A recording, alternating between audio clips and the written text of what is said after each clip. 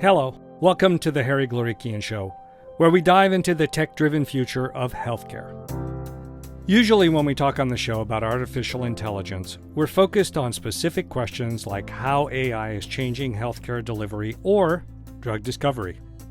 But today we're going to zoom out and talk about how AI is changing everything. That's because my guest is Raffi Krikorian. And I don't know anybody who has broader experience or a broader point of view about how AI is changing everything, from transportation to social media to politics. Raffi rose to prominence in the technology industry as Vice President of Engineering at Twitter, where he was responsible for getting rid of the fail whale and making the company's back-end infrastructure more reliable. Then he went to Uber, where he directed the company's Advanced Technology Center in Pittsburgh and oversaw the launch of Uber's first fleet of self-driving cars. But then, he stepped into the job as Chief Technology Officer for the Democratic National Committee, where he helped the party overhaul its technology infrastructure and analytics. His goal was not just to prevent more security breaches, like the email hacking incident that disrupted the 2016 election, but to make sure the party had the tools it needed to engage voters in their next election. And finally, Raffi moved to the philanthropic and venture organization Emerson Collective, where he is now. Today, he runs the technology group at Emerson, including for the venture team, for the policy team, for the political team, and for the philanthropic team. On top of all that, Raffi recently launched a fantastic podcast called Technically Optimistic, where he's taking a deep dive into the way AI is challenging us all to think differently about the future of work, education, policy, regulation, creativity, copyright, and 100 other areas. I would say Technically Optimistic is a must-listen for anyone who cares about how we can build on AI to transform society for the better while minimizing the collateral damage. Raffi and I talked about why he moved to Emerson Collective, why and how he started the podcast, and what he really thinks about what government should be doing to prepare for the waves of social change AI will bring. It was an amazing conversation, and it was great to have Raffi come on the show to share some of his ideas with us. So here's our chat.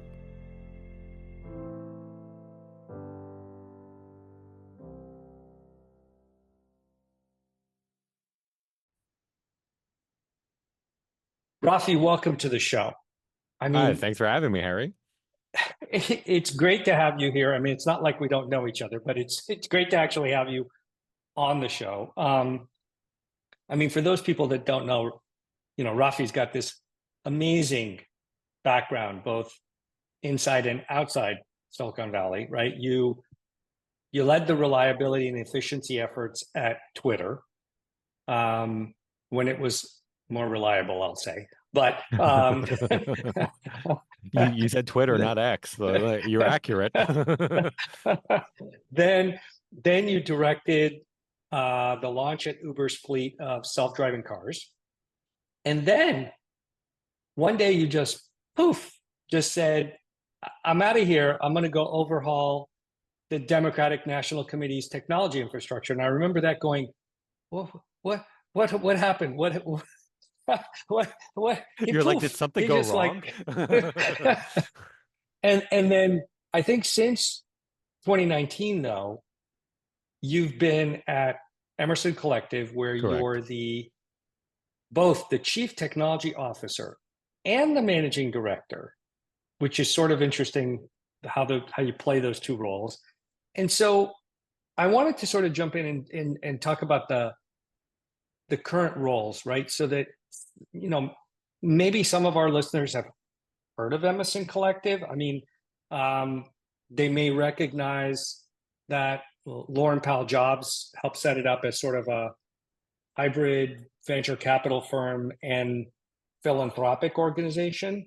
But maybe, I don't know, how would you describe Emerson Collective? Yeah. How did you end up taking the role there? Blah, blah, blah. Like, here's a quick 101. So like Emerson Collective is a social change organization that works on some of the world's hardest problems. So, and we largely think about like how to get access, how to get people to make sure they can achieve their best selves and things like that. So we work usually in four major areas: immigration, education, health, and the environment.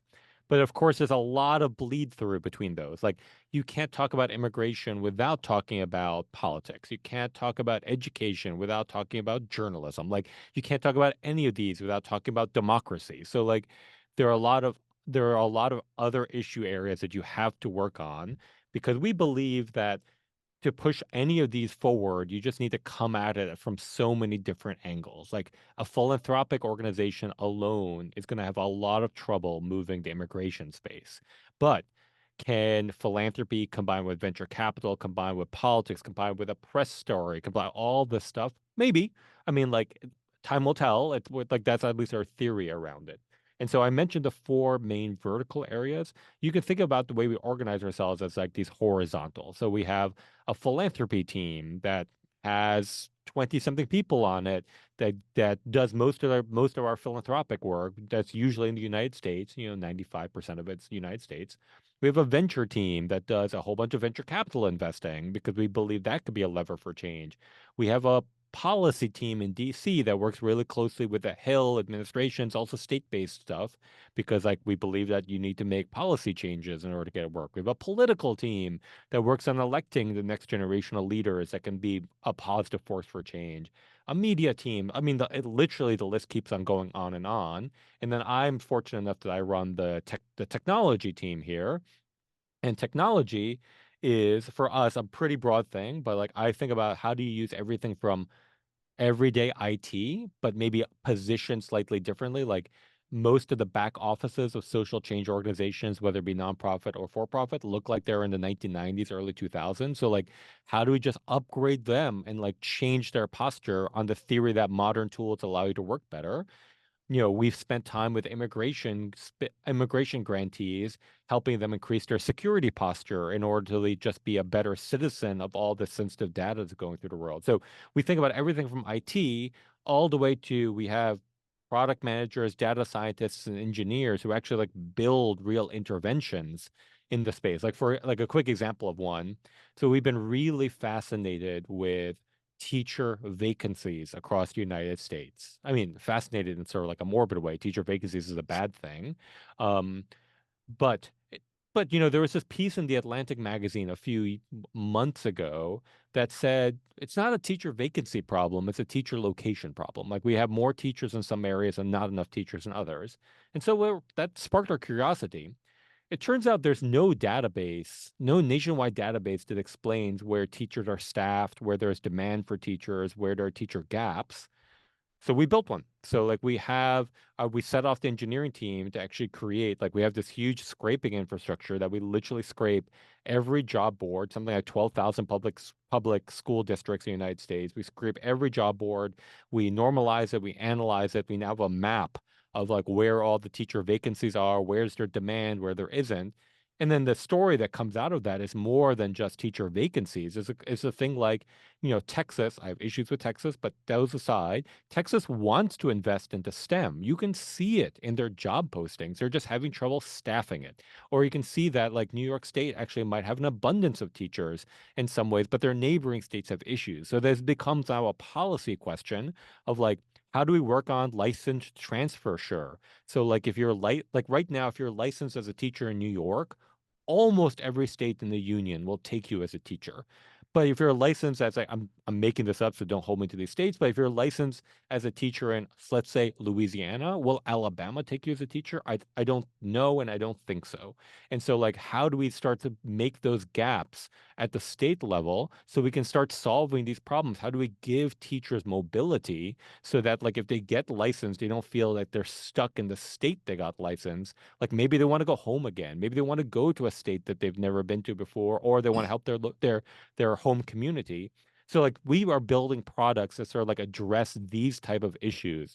We did a whole other set of products where we FOIA'd Freedom of Information Act all the credible fear interviews that occurred across the southern border. So when someone crosses the border illegally and say law enforcement detains them, they're put in front of a judge that determines whether or not they should be given asylum or they could start the asylum process. So all those court cases are publicly available if you FOIA them. So we FOIA them all. And then we've created a predictive model that can tell us, given any particular judge on the southern border, how they might rule on certain cases. Um, Unsurprisingly, some judges are pretty bad. Some judges seem to be pretty good. So now that we're still trying to figure out exactly what to do with this information, but these are the type of things that we're both curious about, and we now have the technical capacity to actually just answer. And so like those are the kinds of things that like my team here, the technology team here inside a social change organization thinks about. Small problems, Rafi. Yeah, yeah, yeah, I don't even know how you yeah, get. I mean, it's such a varied number of things you just brought up, but like, how did you end up taking the role there? I mean, what attracted you to the yeah, organization? Just from tech to then, I guess, the Democratic Party, then like to this, I'm yeah. sort of wondering. There's I no mean, like straight line my here for sure. yeah, yeah, yeah. I mean, my driving thing has always been, how can I learn the most number of things? Like, so like, I was really lucky that I was a VP at Twitter building out, I ran a 500-person team. We built out Twitter worldwide. We made Twitter, like you said, performant available for the entire world. Before I joined, Twitter used to go down, like the 2010 World Cup. Twitter would literally go down every time there was a shot on goal because so many people were celebrating, it would take Twitter down. And so my job was to let that never happen again. And so we did that. And then when I felt I learned all I could for Twitter, I, quote unquote retired for a while. But then Uber came around and asked me whether I'd be open to helping lead their self-driving car efforts. And I was like, I know nothing about robotics, but that sounds like fun. So like I got a crash course in robotics, and like we got the first self-driving car fleet onto the road, which was kind of amazing. But then, you know, I mean, I'll put my politics on my sleeve for a second. Donald Trump was elected. So like I literally remember watching inauguration day 2021, sorry, 2017, January 2017, sitting in a hotel room in San Francisco watching inauguration day. And at that moment deciding like, I just got to leave Uber. I got to work on this. So I spent all this time calling everyone I knew who was in politics, which was not a long list at the time. And then somehow they all funneled me to the point that I got to meet um, Secretary Tom Perez, who was the chairman of the Democratic Party, the Democratic National Committee at the time. And, the DNC had just gone through a pretty public hack where the Russians hacked all the emails and had released the emails.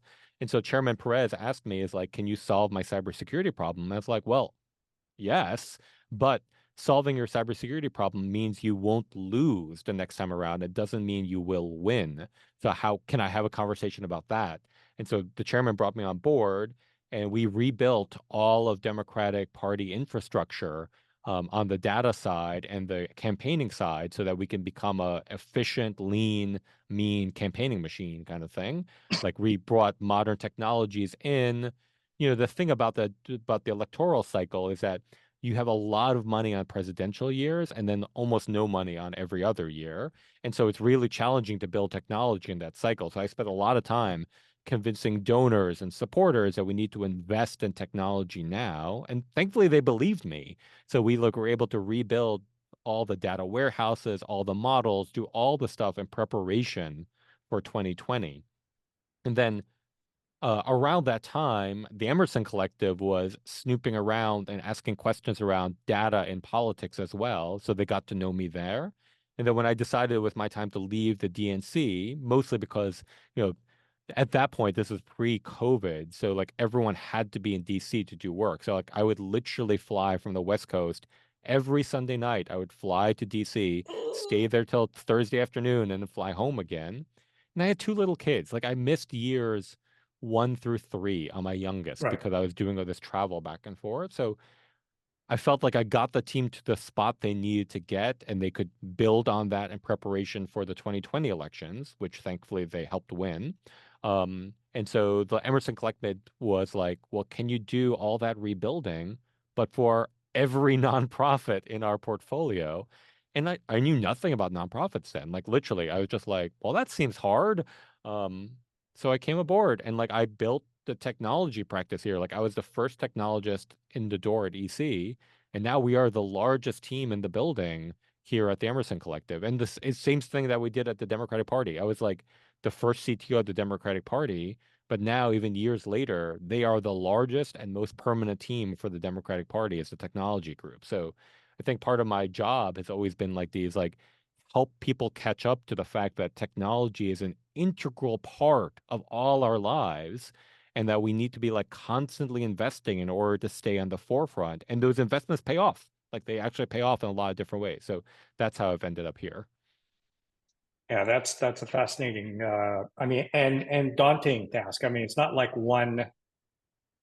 one thing, right? It's like you're taking on different problems and using technology to figure out how to solve each individual separate problem, which is, I love it, right? Because for an ADD guy like me, that's perfect. Like I love I doing mean, that's that, exactly right? right. I mean, like it lets me like there's so many different aspects that like for an ADD guy like me, I can sort of like move between them. But like, the bummer is maybe there's no playbook. Like there's no like manual for how you make an organization technologically curious. Like you have to like figure it out like when you go in. Yeah, I always tell people, I'm like, please don't use my career track as any Yeah. example, right? That's Because right. That's right. That's like, right. because every once in a while I wake up and I'm like, how did I end up doing this? Like, and my wife will remind me, you were bored and you decided to jump into this completely new area that you knew nothing about. I'm like, oh my God, maybe I'm getting old, but I always want to start settling down in some way. But so, but then all of a sudden, in June of 2023, you decided, hey, I'm going to start a podcast and I'm going to call this Technically Optimistic because I don't know, I got nothing else to do while I'm doing all these other things. And so, I mean, believe me, I know how this feels because one day I got up and I started this podcast and people are like, why'd you start the podcast? I'm like, I was I don't know, I was bored. sort of curious. Yeah. But, I guess the question is like, right, why'd you start the Yeah. podcast? What are your main goals of the show? Yeah. What do you mean when you say technically optimistic? Because it sounds like a double entendre, right? I mean, you know, give me the backstory. Yeah, yeah, yeah. I mean, so like it actually probably starts in June of 22. Because then I was having this conversation with Laurene Powell Jobs, the president here at the Emerson Collective, that around emerging technologies broadly. Because like we spend a lot of time from my background thinking about how technology and society collide with each other. And we see this in a lot of different things, right? Like Emerson Collective does work in environmental justice. What does environmental justice mean? It basically means that someone is experiencing the downstream effects of someone else's definition of progress. Um, and look, progress is a good thing. I'm not putting down progress, but like, you know, environmental justice could mean the people who live near an airport. So like airports are really good. They allow us to have a global community, but the people who live near them don't have good experiences, right? Like it's really loud. The air might be polluted. For a while, planes were literally dumping their sewage before landing, kind of thing, like into the air before they were landing. So like there are all these downstream effects of living near an airport. So that's some form of environmental justice, is figuring out how to help this community of folks given this sense of progress. So like I've been seeing these type of issues inside technology for a while. I'll give you an anecdote from my time at Uber. We trained the cars, the data collect. So we had one fleet that was a data collection fleet. It just drove around all the time, lots of cameras, lots of radar, lots of lidar, lots of sensors, just recording what the world looked like. So we could build simulations from it. We could build training from it. We can run models against it. We can train the driving cars based on it. So we trained them. We recorded all this data in Tempe, Arizona. Tempe, Arizona is a really nice place to drive because the weather is basically always the same. It's basically always sunny. The roads are really wide. So like you get all this information that makes it really easy to digest.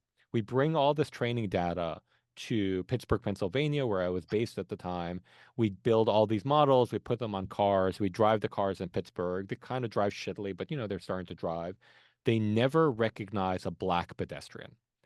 Why? Because in Tempe, Arizona, there just aren't that many. Like, especially around the university, they're all like white kids with blonde hair. And so these technologies, if not really thought through and we weren't being malicious about it. We were doing something based out of pure convenience. Like we were in the dead of winter in Pittsburgh.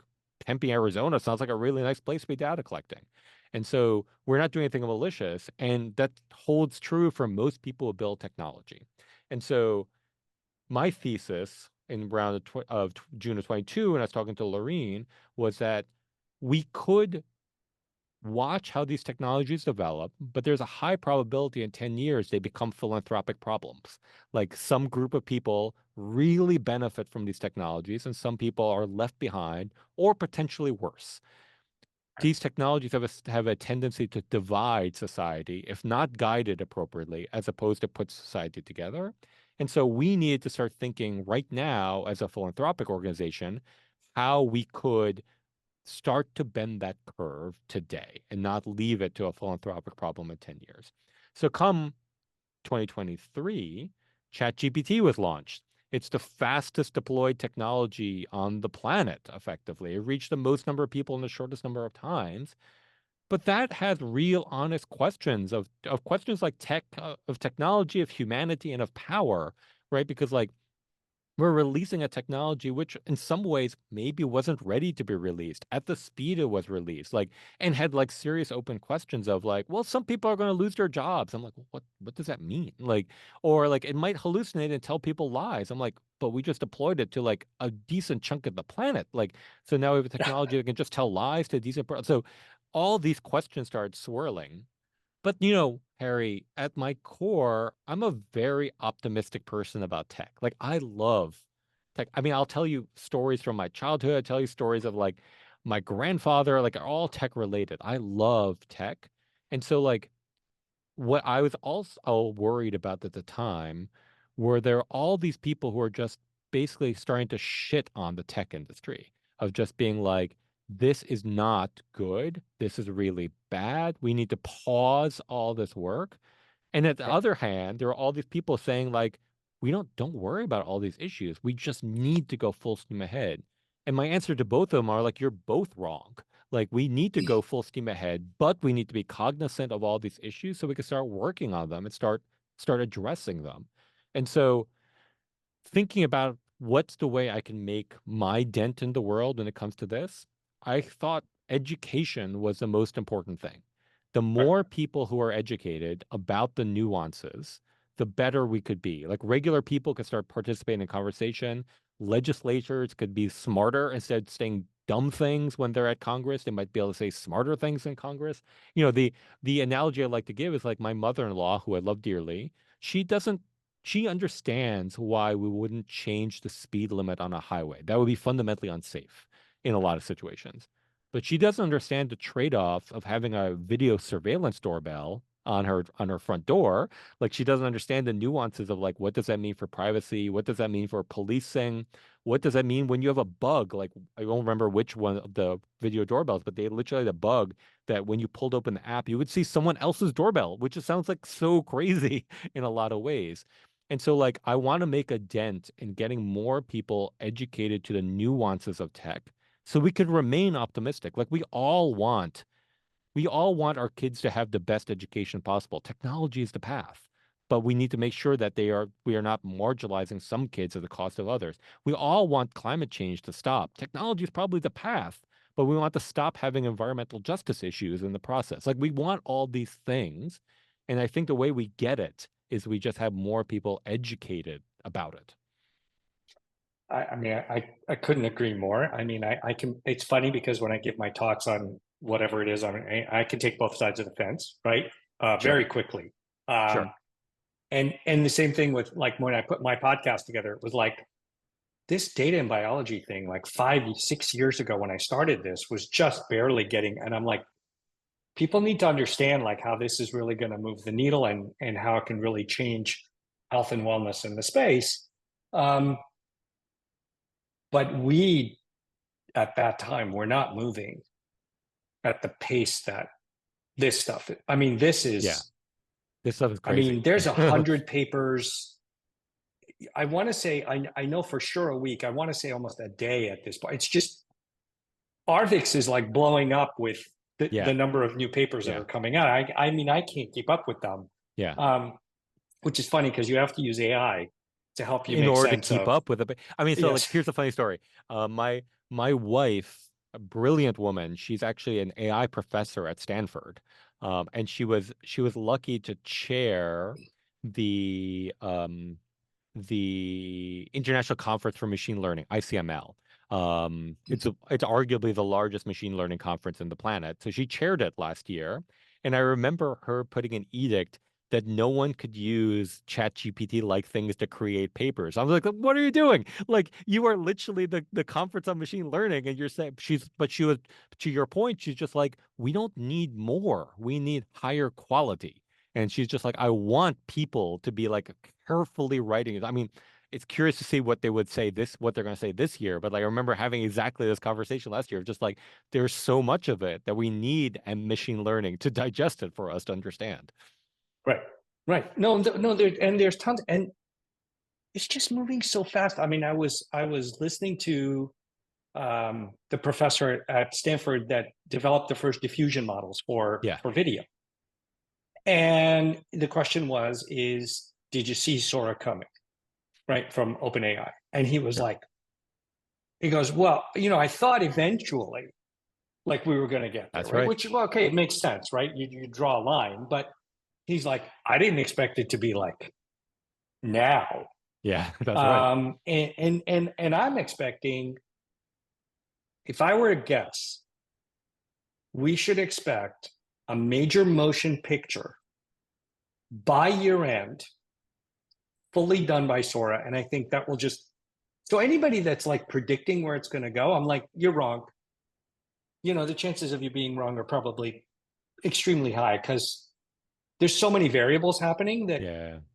trying to predict where it's going to go, I'm like, it might be a good guess, but being right on a good guess is just, it's interesting, right? And we're also probably on this exponential curve. And like humans are really bad at exponential curves. So like just like really bad at them. Yeah. I mean, when we were doing the genome, I remember we finished 2% and people were like, oh, 98% left to go. And then in 5 years, we were done. Boom. Yep. Yeah. So, but okay. Your first 6 episodes, you did, I think it was a mini series on artificial intelligence, right? So That's right. it's a really deep dive around issues around generative AI. And you talk to, I think, a lot of the leading thinkers and experts in the field. I strongly advise like people to listen to the show and get smarter about this. But I wanted to ask you a few questions. Like, Go. why did you start your podcast there? Like with the topic of, artificial intelligence. I mean, the episodes have covered, risks posed by AI, whether and how AI should be regulated, AI in the classroom, AI impact on jobs, responsibility, accountability. I'm curious, does this set of themes track with your own personal concerns about how AI is impacting society? Yeah, 100%. And so like, I'm fortunate that I sit both at Emerson Collective, my wife's at Stanford, so I get to talk to lots of these type of people. And so like, the things that I got worried about fairly immediately when ChatGPT came out, I was just like, holy crap, all these people are about to lose their jobs. So I wanted to really dive into like, what did that mean? So I was really fortunate. I got to talk with another Stanford professor, Eric Brynjolfsson, who coincidentally was doing a bunch of studies at the time in call centers. And so he ran a study of just like, well, let's just automate half the call center. Let's just remove the people, put a large language model and maybe some text to speech, speech to text. So when people call into the call center, they're really talking to a chatbot. And then on the other half of the call center, let's make the call center operators have superpowers. Let's give them a chatbot, but so that they can rapidly access information. And what Eric noticed was that in the short term, you would save money by doing the former, like just remove all the people and automate them. But in the long term, you derive more value by the latter of just like, let's give our call center operators superpowers. Like people are happier, call center operators, like just more productive. And so like, it was nuances like that that I feel like I was bumping into that more people needed to know of just like, yes, we should be terrified about jobs, but there's a path out of this. There's actually a path that involves AI that gets us out of this and makes us better in a lot of ways. So that was like one story I really wanted to tell. And that story repeats itself, or that pattern repeated itself in almost everything that I talk about. Like, yes, there's something to be worried about, but there might be a path out of it. But we got to be smarter and purposely choose that path as opposed to the easier path, which might lead to our doom kind of thing. But it's interesting. I mean, so if I remember Go, that go, go. study correctly, it made the first year technical, support person equivalent to like year 3 or year 4, Yeah, right? yeah, So yeah. it sort of gave the first person a superpower. I don't know what it did for the third or the fourth year. I don't think it It did all that flattened a much little because bit they more. had all Yeah, that yeah. information, right? But it's interesting because the guy who's been there for 4 years is now like, I mean, you're flattening that dynamic. So there is like a fundamental change. But let me ask you, what were your biggest takeaways from the miniseries? I mean, could you name a few things you feel like you learned or problems you Yeah. feel clearer about now? Yeah. So I'll give you a few. And some of them I don't have answers for, but I now appreciate the question better. So like for example, on the question one, like we spoke with Justine Bateman. If for those of you who watched Family Ties, she was the sister next to Michael J. Fox, who's now her own producer and writer in her own regard. And she got me to really understand the concerns of the film industry when it came to generative AI. It's not just questions of like, what is creativity, but more so that, look, the film industry is already stuck in a rut in a lot of ways. Like, the Marvel Cinematic Universe has been going on for 20 years. We're on Fast and Furious 10. like we're already in like we're like fascinated with doing remakes like Top Gun, whatever the next Top Gun was called versus the old Top Gun. Like we're already in this process of just regurgitating the past and calling that creative content. And she was terrified that systems like this, which are only trained on the past, wouldn't generate new things. They just generate mishmashes of the old things. And so like the film industry gets obviously concerned about jobs, but from like a highbrow place, concerned about like what does this mean as a creative society anymore? So that I don't have an answer, but like I have a better appreciation for that position. So that's one thing. Another thing I learned in talking to regulators and lawmakers is that I think we all naively went into going in that we need to regulate, which I think is still true, but we needed to regulate by giving centralized control. Like we need a new AI agency, or we need an AI agency thinking about these emerging technologies. But like honestly, in talking to like the difference between senators and Congress people and chatting with all of them, like I have better nuanced understanding now. Like the path forward is we need better talent across the government. Like we just need to figure out a talent infusion when it comes to AI and emerging technologies across the government, mostly because what's a centralized AI agency going to do? But like some like almost like being a bull in a china shop. But like the labor department has very specialized needs that NIST does not have, or that like NSF does not have, or like name your favorite department, DHS doesn't have. So we need to figure out how to get talent across the board.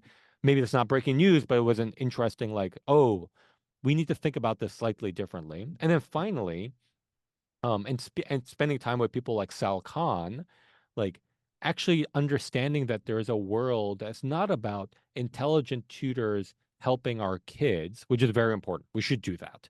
But there's also a world of like intelligent tutors helping teachers in classrooms is like actually a real opportunity for us. Like if we can make a teacher 10x more effective so that he or she can use their own internal guidance of like, I need to spend more time with this child and AI can help me with these other kids for a minute while I go do that.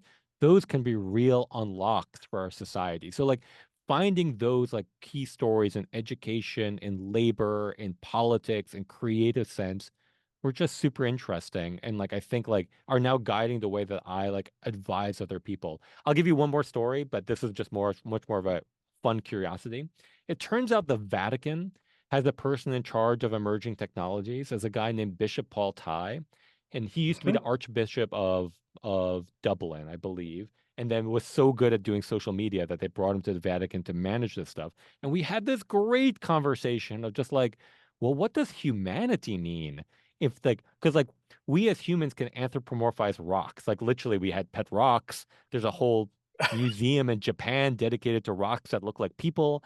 And now these rocks can talk. So like, what does it mean that we've anthropomorphized a thing and can talk to me? So like, we had this great conversation of just like the existential question of just like, what does it mean to be human in the world of these things? And that was also just fascinating and mind blowing at the same time. So I guess like I learned a lot of lessons and got my mind blown in a bunch of different ways. This is all a plug that you all should listen to these episodes, but they were a lot of fun and sort of have helped me craft my thinking around all this stuff.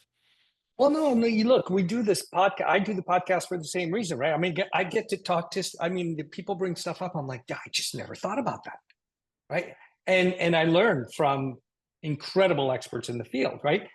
But it's funny when you say the regulation around this. I mean, I listened to some of these, hearings and nobody knows the difference between Google and Facebook. And then they're going to regulate like that scares the death out of me. So right? I mean, let me double click on this for 1 second. So like I was fortunate enough to be at the DNC when the first Zuckerberg hearing happened about social media. And those questions that the senators asked were so mind-blowingly dumb. It was embarrassing to be a part of a political party at that point. They've, I mean, I'm not going to say they've learned their lesson, but like their staffs are a lot better right now. So like, I was fortunate to testify in front of Congress about data and privacy just recently related to the podcast and others. And the questions that I were asked, like, literally had me pause to think for a second. Like, they were asking the right, deeper questions about this situation. Now, I'm not saying that like this is uniform across Congress. Like, I had one experience, but I came away impressed from that experience that I think that like they got their kick in the butt. They need to figure this out. And I've spoken to some very smart people. Like, I'm a Democrat, obviously, but Representative Obernolte from Southern California, who's a Republican, is like actually has a degree in artificial intelligence, was actually like built games and did all these things. And he has, I mean, I might disagree with some of his policy positions, but they're well thought through. Like they're actually real policy positions. And so like I am more hopeful than I was when those first hearings with Zuckerberg came out. Like I remember talking to Senator Bennett about when Sam Altman appeared in front of Congress. And I was like, well, Senator, Mark Zuckerberg did the thing of just like, please regulate us. And now Altman is doing the same thing. And the senator just broke out laughing. He's just like, yeah, we don't believe him anymore. Like they're just saying that for the show, but like we don't believe him. I'm like, great. You've caught like you guys are I'm not gonna say you've caught up, but you're catching up. Yeah. And we need them, like, seriously, I always tell people, like policy people, like, you need to be ahead of this stuff. Like, it's Yes, just you have to be moving ahead. so fast. Trying to put in policy once the cat is out of the bag, like, But this you're is toast, actually one of right? this is actually one of the bigger things that I think about and try to work on here at Emerson Collective, is that like we need people like you, Harry, to go work with government for a few years. I mean, like you do whatever you want, but we need real technologists who are willing to do like a tour of duty to go work in these places to help educate these institutions, to help uplift these institutions. Because like, if they don't figure it out, I think we get into a not a great place. I think the incentives of being in a capitalistic system, look, I'm a capitalist, but like the incentives cause you to act in certain ways. Like when the FTC fined Facebook for Cambridge Analytica, Facebook share price went up. So if you're inside Facebook, you're just like, we need to do more of this, which I totally get. Like that's the way the incentives work. And so Right. like we need smarter people in government to introduce different incentives on top of this just to like help keep it all in check. So let's step back for a second. I always wonder about the term artificial intelligence, and with with my CTO at one of my companies, we constantly have this back and forth, right? Because I think that word is fundamentally misleading, right? I don't know. It's probably too late to change Yeah. the terms we use around this, right? But you've talked about it in your mini series, right? Large language models and foundation models only work because they've been trained on massive amounts Yeah. of data Yeah. that was either generated by a human or labeled by a human. And That's right. it's funny because this word intelligence that we see from models like OpenAI or Google's Gemini or Anthropic's Claude, right? Is it just mimicry and rearranging of ideas humans created? I mean, behind the scenes, these foundation models are doing a lot of very complicated math, statistics very quickly. Sure. How do you think about all that? I mean, when we say that GPT-4 isn't really intelligent, is that true in some profound way that everybody needs to understand? Or are we just doing the classic, are we moving the goalposts around of what intelligence means? I mean, I think both of these can be true. I think that like, so let's remember Alan Turing and the Turing test, right? Like the Turing test was all about like, can you interact with a computer? Can you do a blind taste test? Like you interact with a person without knowing it. Can you interact with a computer without knowing it? And then could you choose who is the computer and who is not? And if you couldn't choose, then that machine was intelligent because it mimicked what a human could do. So I think we would say that talking to ChatGPT, it's not intelligent, but it can do a lot of things. However, ChatGPT would probably pass the Turing test. So yes, in some ways, the goalposts probably are moving now. Like we need to redefine what intelligence really means because like I don't think we would say ChatGPT is intelligent. I think it's just like doing very sophisticated processing to get stuff in and out of it. But you're right. Like a lot of this, there was that term stochastic parrot, right? Like a lot of this is a machine that given a set of words in a sequence is really good at predicting what the next word should be. And so like the longer that sequence is and the better it predicts the next word, the closer it mimics what intelligence could really look like because it's starting to gather all this stuff that a regular human would say and can just predict what that next word looks like in a chain of words. So I don't think any of us in what I just described would consider that to be intelligence. However, it does pass the Turing test. And so, yes, the goalposts are moving, but like these systems are just trained machines. They're just playing lots of statistics on us. Now, to the point of Paul Tye, the Bishop Paul Tye, like, is that what humanity really is? I choose to believe that's not what humanity is, that we're not just statistically choosing the next word that I think, Harry, you want to hear. So I think there's something more in that, and like the field needs to spend more time trying to define what we mean by intelligence these days. But yeah, I think you're right. The goalposts are moving. Yeah, I mean, when I think about these things creating almost a worldview of how things are arranged, right? I think about like how we learn as kids and so on and so Yeah. forth. And I'm like, how much closer are we getting to where, and I'm not saying it's going to be equivalent, but boy, It's getting there. it's moving I mean, it makes and you it's really moving wonder. quickly. I mean, I have lots of friends who are lawyers, but it makes me wonder what a lawyer does all day because like if like ChatGPT can pass the bar exam, it makes you really wonder is all a lawyer does is pattern matching and like their entire job is like how much of the legal field can they hold in their head and pattern match against? I'm like, I hope not because that is definitely what a computer can now do. But at the same time, like, would you trust ChatGPT to argue in front of the Supreme Court? Probably not, right? Like that requires a level of creativity and a level of reach that goes beyond previous case law. So maybe that's what intelligence is like being able to make those jumps, that's not just encoded in like what previous case law looks like.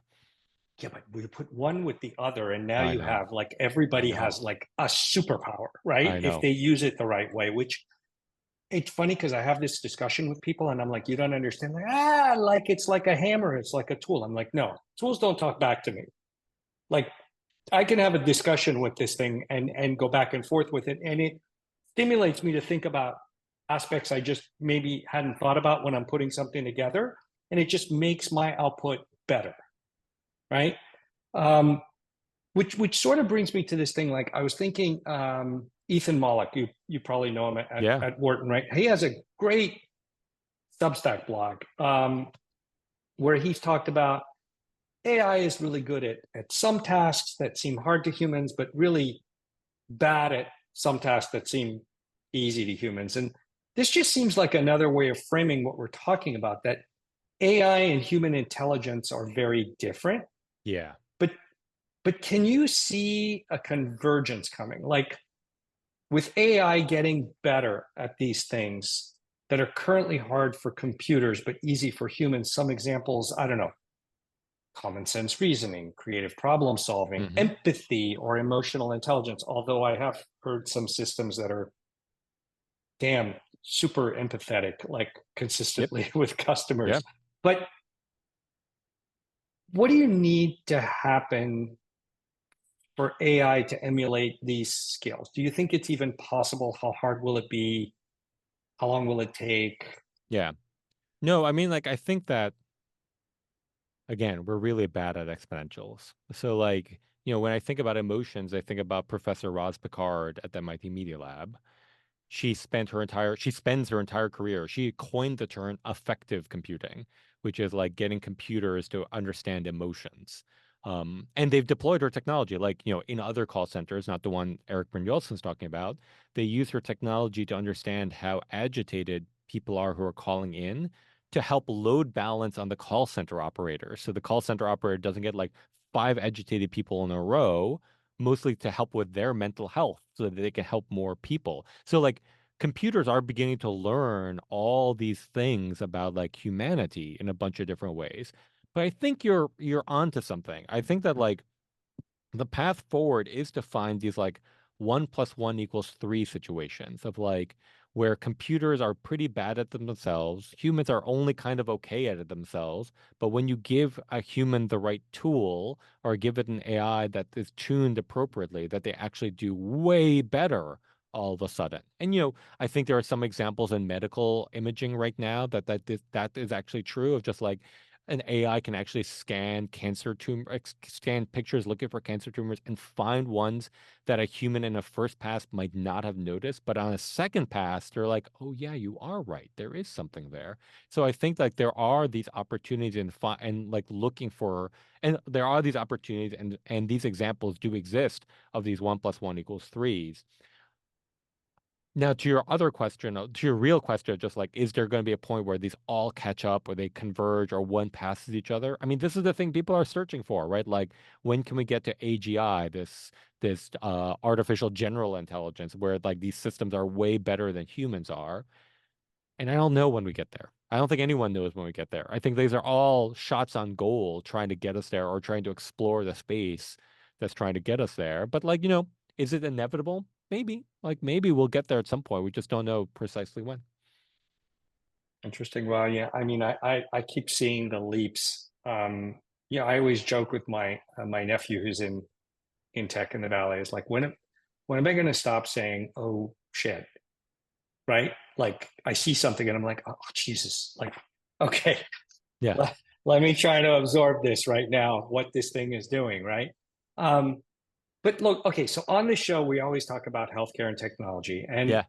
I wanted to ask one or two questions like about healthcare applications and AI. Like in the second episode, if I remember, of your mini series, you list a bunch of risks associated with the new wave of AI. One of them is being misled when an AI model Sure. hallucinates or what you call confabulates, right? Sure. And healthcare is a field where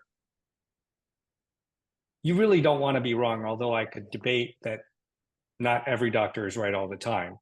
But if you're using a foundation model for some medical application and it turns out that the model was trained on, say, inaccurate data, or Sure. it's making up the answer, how do you think about all this? I mean, would you agree that healthcare, or maybe also drug development areas, where we need to do bulletproof standards for authenticity or accountability in AI? I mean, can you see any good solutions emerging? Because I'm struggling with bulletproof because that's just such a high expectation that I don't think it's possible because we're not bulletproof. Yeah, exactly. I mean, like, I think about this in terms of like, how do we measure progress? So, like, some people might argue, I can take both sides of this argument, that self-driving cars are okay if they still kill people, if you're just killing less people statistically than human drivers do drive on the road. So, like, that's your bulletproof argument. Like, if it's bulletproof, you need to get the death to be zero by self-driving cars. But like, if you're realistic, you just need to get better than humans. Um, And, I think I would set my bar higher than better than humans, because humans are pretty crappy drivers. But like, I wouldn't set it at zero because that's impossible and to your point, highly unrealistic. And so I wonder if that framework applies to a bunch of different places. So like for drug discovery, well, for drug discovery, there already is a real framework around how we test these things, how we deploy these things. So maybe it doesn't matter precisely where it came from because it has to still enter the exact same pipeline as everything else. So there might be like, there might be pre-existing ways to think about stuff there. But when it comes to like direct to consumer stuff, of like, can you give people advice? Or, my father was recently discharged from the hospital and you get like a ream of paper to tell you about all the things. I'm just like, the number one thing I want to do is feed this to ChatGPT and just like summarize it for me as a 6-year-old. Like, I'm not a doctor. How am I supposed to understand this? Um, like, do I need that to be truly bulletproof? No, but do I need to make sure it's directionally correct in what it's telling me? Yes. And so like I actually think that like these are places where either regulation or some industry watchdog group or some industry consortiums could actually be helpful to just like help set forth like some standards that people need to abide by. Like how do we all agree upon what good enough really looks like and not just leave it up to single developers that might be doing things slightly differently? Not again because people are malicious, mostly that people all will just look at it from different angles and ask very different questions. So I think there's opportunities here for like people to be getting together and talking about their systems, red teaming these systems, like trying to poke holes in these systems with each other to just hold each other accountable in some ways to build a better system. But I think I agree with you. Bulletproof is an impossible standard. We just need to be better than people in a lot of different ways. And in a lot of areas, we already are better than people, which is sort of interesting to me. But I mean, listen, we could talk for hours, preferably maybe over a glass of wine or something like that, because it Love would it. get really interesting. But I just, looking at the time, I want to like just throw in a couple final questions. I'm thinking about another quote from Ethan Mollick when he said, "This may be the critical time to assert our agency over AI's future."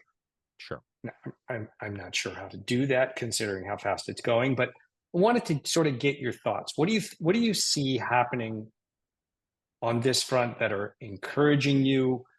What do you see? What should we be doing that we aren't doing right now to assert that agency? Sure. And how much time do we have left?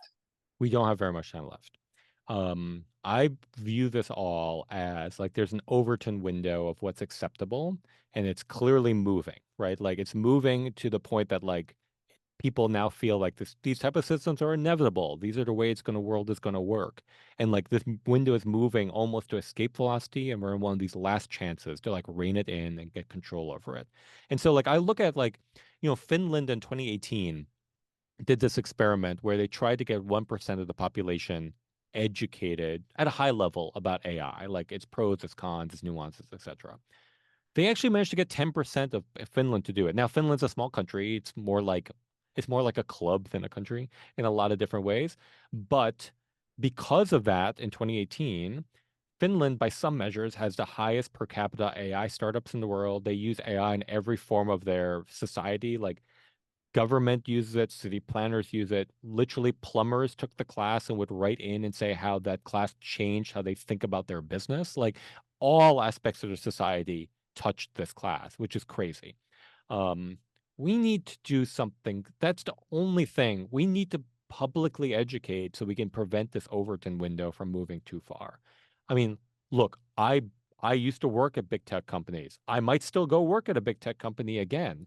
Like they're not evil. They just operate within an incentive mechanism that's designed so that like they want to get market dominance. They want to have you think it's inevitable because it fits their bottom line. I totally get that.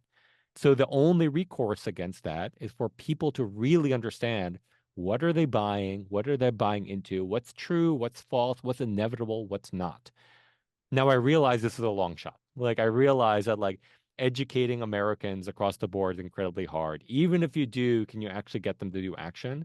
But I haven't come up with a better idea yet, Harry. So like that's the one I'm trying. But we need people to be thinking about this and not just thinking it's inevitable. Yeah, I've got a friend of mine I know that his goal is 1 million people educated, hands-on, 8 to 10 hour, class on AI, actually using it practically. I would love to talk to him. And he's just rolling, he's rolling along. And actually, I had my older son take his class of Train the Trainer, Cool. so that he could go out and train other people himself. So, Rafi, we can only hope for the best. I mean, Yeah. I'm trying to keep up, and I feel like I barely am holding on to the threads on how quickly it's moving while trying to do my day job, right? Yeah. So, great to have you on the show. I know there's a million other questions we could have gone through, but I want to be respectful of everybody's Oh time. no, it's So, always fun chatting with you, Harry. We should do this again sometime. okay, thank you.